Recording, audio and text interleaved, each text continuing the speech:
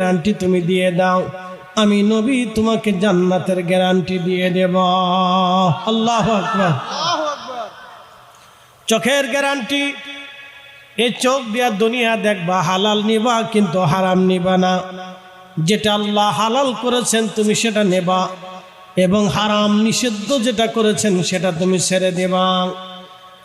জবান, গীবত করা যাবে না, মিথ্যা বলা যাবে না, তহমত দেওয়া যাবে না, ফায়সা কথা বলা যাবে না, অন্যের ক্ষতি করা যাবে না। জবান দিয়ে আপনি যেই কাজগুলি করেন, আল্লাহ যেটা হারাম নিষিদ্ধ করে দিয়েছেন ছেড়ে দিতে হবে।